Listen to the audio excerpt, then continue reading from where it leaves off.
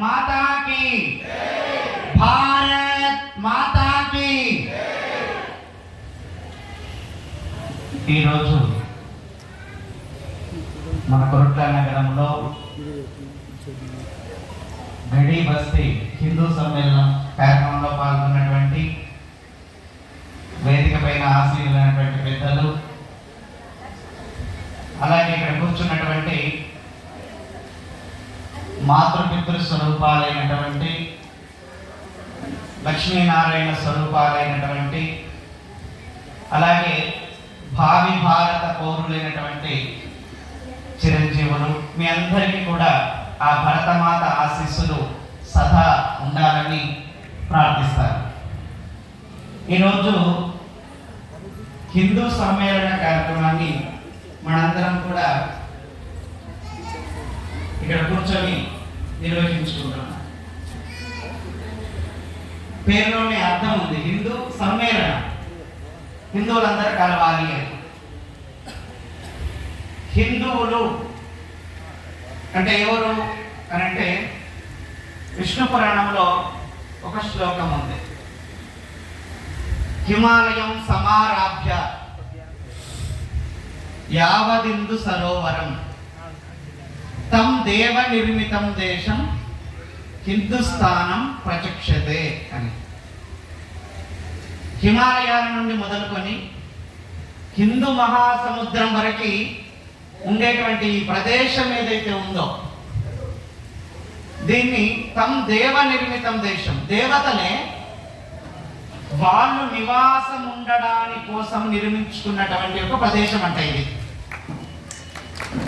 ఈ ప్రదేశాన్ని హిందుస్థానము అంటారని, ఇక్కడ నివసించేటువంటి వాళ్ళని హిందువులు అంటారు అని దీని యొక్క అర్థం. అంటే ఇక్కడ ఎవరు పుట్టినా కూడా వాళ్ళందరినీ ఏమనాలి, హిందువులు అనాలి. ఈ హిందువులు ఆచరించేటువంటి ధర్మం ఏదైతే ఉందో, ఈ భూమి పైన ఆచరించే ధర్మం ఏదైతే ఉందో ఆ ధర్మాన్ని ఏమంటారు, సనాతన ధర్మము అంటారు. ఏం ధర్మం అంటారు, సనాతన ధర్మము. సనాతనము అంటే అది ఎప్పుడు పుట్టిందో తెలియదు, అంటే ఆది ప్రారంభం ఎప్పుడైందో తెలియదు, దానికి అంతము లేదు. ఆ ధర్మాన్ని మనం ఆచరిస్తున్నాం. ఏదైతే ఆది లేదు, దానికి అంతము కూడా లేనటువంటి యొక్క ధర్మాన్ని మనందరం ఆచరిస్తున్నాం. ధర్మము అనగానే అందరికీ తక్కువ గుర్తిస్తుంది, నేను కూడా ధర్మాన్ని ఆచరిస్తాను అని అనుకుంటారు. అందరూ అనుకుంటారు ధర్మము ధర్మం, మనందరం కూడా ధర్మాన్ని ఆచరిస్తున్నాము. అసలు ధర్మము అంటే అర్థం ఏమిటి? ధర్మం అంటున్నాం కదా, ధర్మం అంటే అర్థం ఏమిటి? ధర్మము అనే దానికి శంకరాచార్యుల వారు రెండు మాటల్లో అర్థం చెప్పారు. ఆ రెండు మాటలు ఏంటంటే, మొదటిది దైవ ఆరాధన. దైవ ఆరాధన, ఆరాధించేటువంటి ఒక క్షేత్ర సంరక్షణ, ఆరాధన చెయ్యాలి. అలాగే ఆరాధించేటువంటి క్షేత్రం ఏదైతే ఉందో ఆ క్షేత్రాన్ని సంరక్షణ చేసుకోవాలి. కొంచెం తగ్గించండి, సంరక్షణ చేసుకోవాలి. రెండవది పరోపకారం, పరులకు ఉపకారం చేయాలి. ఈ రెండు విషయాలని ఎవరైతే ఆచరిస్తారో వాళ్ళని ధర్మాత్ములు అంటారండి. అర్థమైందా? ధర్మం అంటే అది. అంటే నిత్యం భగవదారాధన చేయాలి, ఆరాధన చేసేటువంటి క్షేత్రాన్ని సంరక్షణ చేసుకోవాలి, కాపాడుకోవాలి. పరోపకారిగా ఉండాలి, పరులకు ఉపకారం చేసేవాటిగా ఉండాలి. అందుకే ఈ సనాతన ధర్మాన్ని ఆచరించే వాళ్ళందరూ కూడా వీళ్ళకు గుర్తులు ఏమిటి అనంటే, మనం చెట్టును పూజిస్తాం. చెట్టును ఎందుకు పూజిస్తాము అనంటే, మనకు చాలా మంది ఏంటి అనంటే మన భగవంతుని ఆరాధన చేసి చేసి చేసి మనుషులకి, అంటే ఏదైతే చేస్తున్నామో దాని వెనకాల ఉండేటువంటి ఒక తత్వాన్ని మర్చిపోయాం. మనం దాని తత్వాన్ని మర్చిపోయాం. ఒక చిన్న కథ చెప్తారు పెద్దలు. ఏంటి అంటే, ఒక వెంకటేశ్వర స్వామి దేవాలయానికి రెగ్యులర్గా భక్తులు వస్తుండే వాళ్ళంట. మబ్బుని 4 గంటలకు ఓ ధనుర్మాస ప్రాంతం సమయంలో 4 గంటలకు అందరు భక్తులు వస్తున్నారంట. వస్తూ ఉంటే అక్కడ ఏం జరుగుతుందో చూస్తూ ఉన్నారు. ఒకరోజు ఏం జరిగింది అంటే అయ్యగారు వచ్చారు. అయ్యగారు వస్తూ ఉంటే ఏం తీసుకొని వస్తారు? ఆలయానికి వచ్చేటప్పుడు నైవేద్యం తీసుకొస్తారు.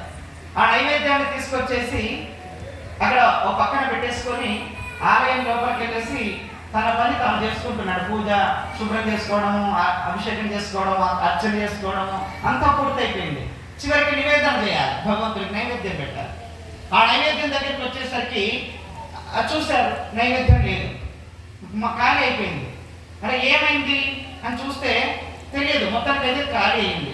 సరే ఇవాళకి కొబ్బరికాయ ఉంది, ఇదే నివేదన అనుకుని అక్కడ కొబ్బరికాయ కొట్టేసి ఆ స్వామివారికి ఆ నివేదన చేసేసి వెళ్ళిపోయాడు. ఆ తర్వాత రెండో రోజు కూడా అలాగే నైవేద్యం తీసుకొని వచ్చాడు, ఒక పక్కన పెట్టేశాడు, తన పని పూర్తి చేసుకున్నాడు, అభిషేకం అర్చన అన్నీ అయిపోయాయి. చివరికి మళ్ళీ నివేదన చేస్తామని వచ్చేసరికి అక్కడ నైవేద్యం లేదు. అరే ఏమైంది అని చెప్పేసి సరే మళ్ళీ ఆ రోజు కూడా కొబ్బరికాయతోనే భగవంతుడికి నివేదన చేశాడు. 3వ రోజు వచ్చాడు. ఆ 3వ రోజు అక్కడ నైవేద్యం పెట్టి ఏం చేస్తున్నాడంటే అటు పనులు చేస్తూ కూడా ఒక కన్నీటి వైపు వేశాడు, నా ప్రసాదం ఏమైపోతుంది అని. 2 రోజులు మాయమైపోయింది. ఎవరు ఖాళీ చేస్తారు? అలా చూస్తూ ఆయన శుభ్రం చేసుకున్నాడు, అభిషేకం చేసుకున్నాడు, అర్చన చేసుకున్నాడు, అలంకరణ చేసుకుంటూ చూస్తూ ఉన్నాడు. అక్కడే తిరిగేటువంటి ఒక పిల్లి పరిగెత్తుకొని వచ్చేసి ఆ నైవేద్యాన్ని తినడం ప్రారంభం చేసింది. అప్పుడు అర్థమైంది ఆయనకి, ఓహో నా నైవేద్యం ఎవరు తయారు చేస్తున్నారు?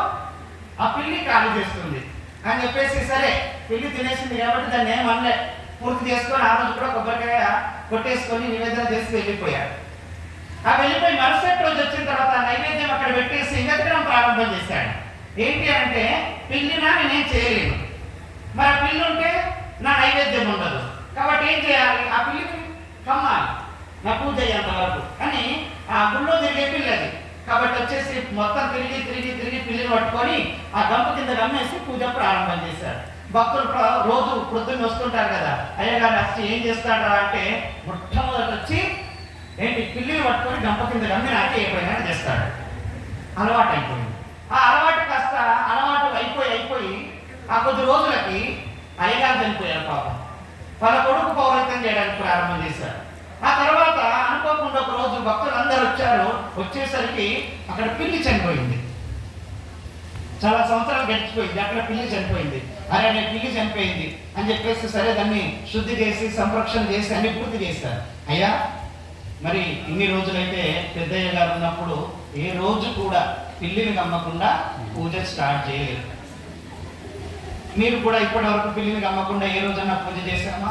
చేయలేదు.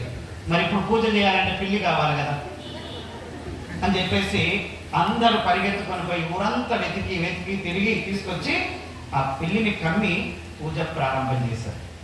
ఇవాళ హిందూ ధర్మంలో కూడా ఆ పిల్లి పనిని చేస్తున్నారు, కానీ అక్కడ గుళ్ళో ఉండేటువంటి అర్చన అభిషేకాలు భగవంతుని పైన భక్తి లేదండి.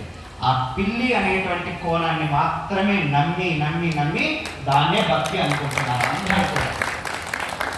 సనాతన ధర్మము అన్నారు. సనాతన అది లేదు, అంతం లేదు. చెట్టును ఎందుకు పూజిస్తున్నామంటే అది ఏమి ఆశించకుండా అందరికీ నీడనిస్తుంది కాబట్టి. అది పరోపకారి. ఇప్పుడు 2 పాయింట్లు చెప్పుకున్నాం. ధర్మము అనంటే భగవద్ ఆరాధన చేయాలి, ఆరాధన చేసేటువంటి ఒక క్షేత్రాన్ని సంరక్షణ చేసుకోవాలి. రెండోది పరులకు ఉపకారం చేయాలి. అంటే ఈ ధర్మం మనకు ఏం నేర్పుతుంది అనంటే మనకు ప్రాణం ఉన్నటువంటి ఏ జీవి అయితే సహకరించిందో మన జీవితానికి, ఆ జీవి లోపట భగవంతుణ్ణి చూసేటువంటి ఒక తత్వాన్ని నేర్పింది మన ధర్మము. కాబట్టి చెట్టు మనకు నీడనిస్తుంది కాబట్టి ఆ చెట్టును పూజిస్తున్నాం. రాయిని శిల్పంగా చేసి ప్రాణప్రతిష్ఠ చేస్తే ఆ రాయి లోపట కూడా భగవంతుణ్ణి చూస్తున్నాం. పుట్టను పూజిస్తున్నాం. ఎందుకంటే ఈ భూమిపైన ఆ చరించేటువంటి పాము ఏదైతే ఉందో చిన్న సూక్ష్మజీవుల్ని తిని కప్పలు బ్రతుకుతాయి, ఆ కప్పలను తిని పాములు బ్రతుకుతాయి, పాములు తిని ఒక డేగలు బ్రతుకుతాయి. ఇక్కడ ఉండేటువంటి యొక్క ఈ జీవజాలం అంతా కూడా ఒకదానిపైన ఒకటి ఆధారపడి బ్రతుకుతున్నాయి.